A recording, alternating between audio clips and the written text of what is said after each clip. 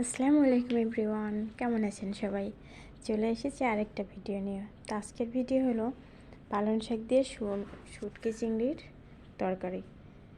তো চলুন দেখে নিই আমি এটা কিভাবে তৈরি করেছি।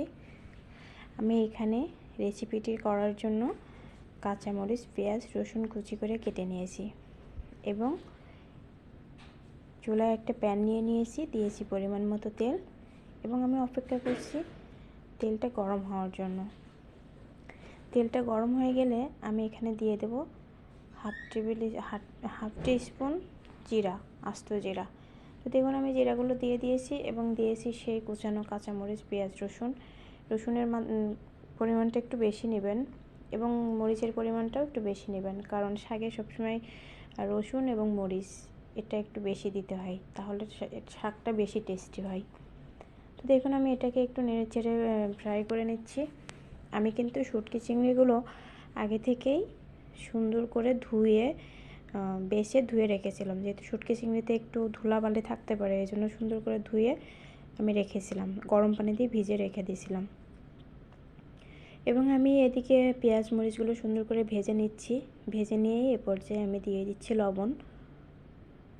লবণটা একটু কম করে দিবেন, যেহেতু শুটকিতে সম্ভব একটু লবণ থাকে। তো আমার শুটকিতে একটু লবণ ছিল, এই জন্য আমি এখানে একটু সামান্য পরিমাণ লবণ দিয়েছিলাম মাত্র। দিয়ে আমি একটু আবারও নেড়েচেড়ে নিচ্ছি। নেড়েচেড়ে এটাকে জাস্ট একটু হালকা বাদামি কালার হয়ে আসলে দিয়ে দিচ্ছি হলুদের গুঁড়া। দিয়ে নাড়াচাড়া করে আমি এখানে এখন দিয়ে দেব একটু জিরা গুঁড়া এবং সামান্য পরিমাণ ধনিয়া গুঁড়া। বেশ, এটাই দিয়ে আমি শুটকিটাকে রান্না করব। আর এই সামান্য মাত্র 2টা মশলায় এত সুন্দর টেস্ট আসবে, আসলে আপনারা বাসায় এভাবে তৈরি না করলে বুঝবেন না। তো আমি মশলাগুলো দিয়ে এখন নেড়ে চেড়ে নিচ্ছি, মশলাটাকে একটু ভেজে নিচ্ছি এবং আমি যে শুটকিটা ধুয়ে রেখেছিলাম চিংড়িগুলো, সেই চিংড়িগুলো এখানে দিয়ে দিলাম। তো চিংড়িগুলো দিয়ে আমি কষিয়ে নিচ্ছি মশলার সঙ্গে।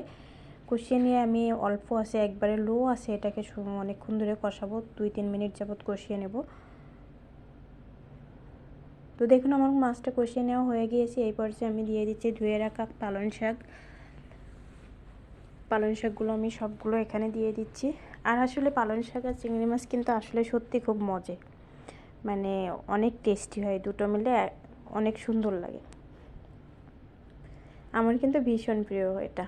আর আপনাদের কাদের কাদের প্রিয় কমেন্ট করে আমাকে জানাবেন। আশা করছি আপনারা সবাই আমার পুরো ভিডিওটা আমার সাথে থাকবেন, আমাকে সাপোর্ট করবেন।